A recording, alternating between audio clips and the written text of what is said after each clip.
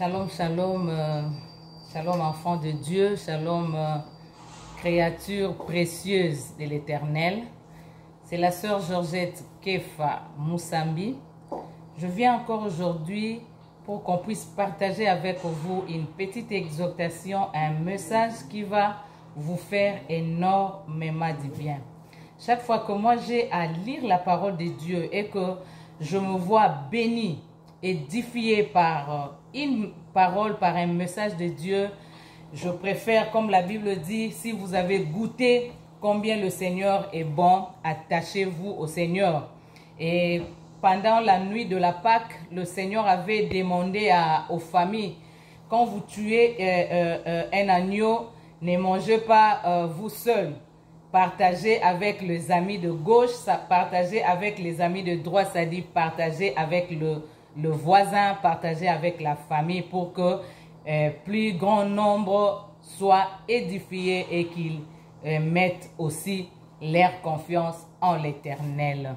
J'étais en train de méditer sur un passage qui m'a beaucoup béni. J'aimerais qu'on partage avec vous ces passages pour que vous mettiez encore votre confiance en l'Éternel, pour que vous ne puissiez pas vous désespérer, car la Bible dit il y a de l'espérance pour ceux qui vivent.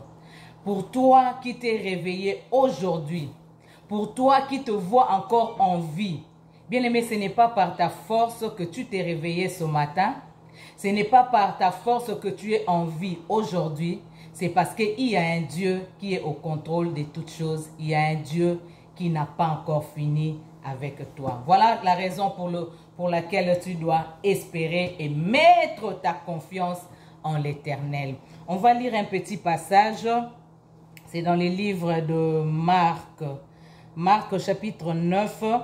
Si vous commencez à partir du verset 2. Mais moi je vais lire seulement le verset 21. Mais à la maison, lis tout le passage, lis tous les chapitres, toute l'histoire, tu vas comprendre de quoi il s'agit très bien.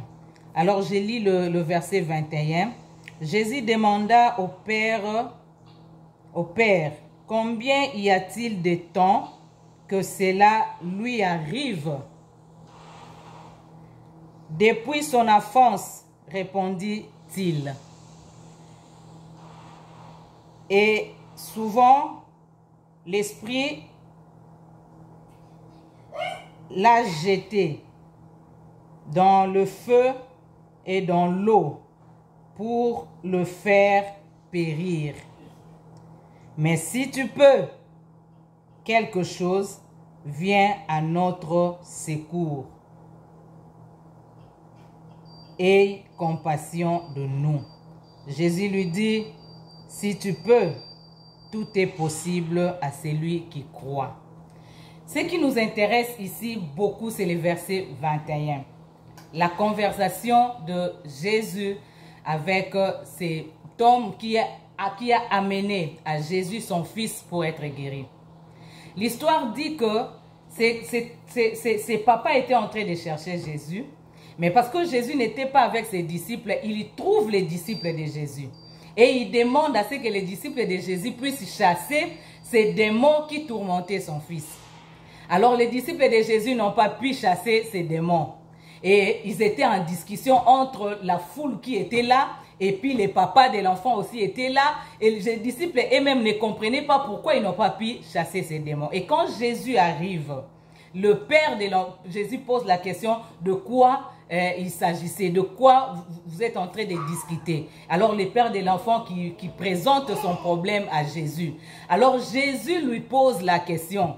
Il dit combien de temps cela lui est-il arrivé? C'est-à-dire combien de temps que l'enfant est malade?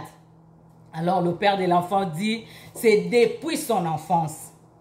Alors il explique encore, le père de l'enfant explique, souvent quand cet esprit le prend, il le jette dans l'eau, il le jette dans le feu, dans le but. Bien-aimé, suivez-moi très bien. Cet esprit, quand ça vient sur l'enfant, cet esprit, quand ça prend l'enfant, ça vient dans le but de le faire périr. C'est ce que le père de l'enfant a dit. Parce que ça les jette dans le feu, ça les jette dans l'eau, dans l'esprit, dans les buts, dans l'objectif de le faire périr. Bien-aimé, mais cette maladie, cet esprit dure depuis son enfance. On ne sait pas parce que la Bible ne parle pas de l'âge que cet enfant avait, mais nous comprenons par la réponse de son papa que c'était un garçon qui avait déjà grandi un tout petit peu parce que la maladie a commencé depuis son enfance. Donc c'était une maladie qui a duré, c'était une maladie qui grandissait avec l'enfant. Bien-aimé, j'étais en train de méditer sur ces passages et ça m'a fait du bien. Alors, j'aimerais partager avec toi qui va suivre cette vidéo et je te demanderai aussi de partager cette vidéo pour que plus d'un soit aussi édifié par cette parole. Bien-aimé, plusieurs fois, quand cet esprit prenait l'enfant, c'était dans le but de le faire périr. Mais depuis l'enfance jusqu'à ce que l'enfant a grandi, ça n'a pas réussi à le faire périr. Parce que tout simplement, qu'il y a un maître de toutes choses. Il y a celui qui a le dernier mot qu'on appelle Jésus de Nazareth. Parce que cette maladie qui ne te fait pas périr, bien aimé, laisse-moi te le dire, cette maladie qui ne te fait pas périr, cette maladie va rencontrer Jésus. Cette maladie va te donner une histoire. Parce que c'était un enfant qui ne savait pas se défendre, qui ne savait pas dire non à cet esprit. Mais pourquoi, dans le but de les faire périr, ça venait, mais ça n'arrivait pas à les détruire? Bien aimé, il n'y a pas que le diable qui agit. Il y a un Dieu. Il y a un Dieu. La Bible dit le monde entier est sous la puissance du malin, mais il y a un créateur de toutes choses. Il y a celui qui, quand il dit non, même le diable ne peut rien. Bien aimé, tu es né peut-être dans la famille remplie de sorciers, mais depuis ton enfance, ils t'ont jeté un sort. Il y a une maladie qui te tourmente. Il y a un problème qui ne change pas depuis un long moment. Mais sache que cette maladie, quand ça vient dans ta vie, ça vient dans le but de te faire périr. Ça vient dans le but de te tuer. Ça vient pour t'éliminer. Mais depuis que ça a commencé jusqu'à aujourd'hui, tu es toujours en vie. Depuis que cette situation est là, tu es toujours en vie. Bien aimé, pendant que toi, tu peux être en train de pleurer, tu dis, vraiment, il y a beaucoup de sorciers dans ma famille, vraiment, vraiment, vraiment. Bien aimé, quand toi, tu te vois peut-être gagné ou vaincu, mais il y a le monde de ténèbres qui pleure chaque jour. Parce que cet accident que tu as eu à connaître, c'était dans le but de te faire périr. Parce que cette affaire qui ne marche pas, quand tu fais une affaire, ça échoue. C'est dans le but de te donner même l'AVC pour que tu meurs. Cette maladie qui change de forme chaque fois, ça vient dans le but de te faire périr, de te faire mourir. Mais depuis année après année, jour après jour, heure après heure, minute après minute, le monde de ténèbres se rend compte qu'il n'arrive pas, qu'il ne réussisse pas. Mais toi, tu es en train de pleurer. Le Seigneur m'a abandonné, le Seigneur m'a laissé. Pourquoi ma vie comme ça? Pourquoi rien ne marche? Bien-aimé, cette maladie qui ne te fait pas périr va rencontrer Jésus. Cette maladie qui ne te fait pas périr va te donner un témoignage. Cette situation qui a perduré, de cette situation va sortir un témoignage. De cette situation va sortir une histoire.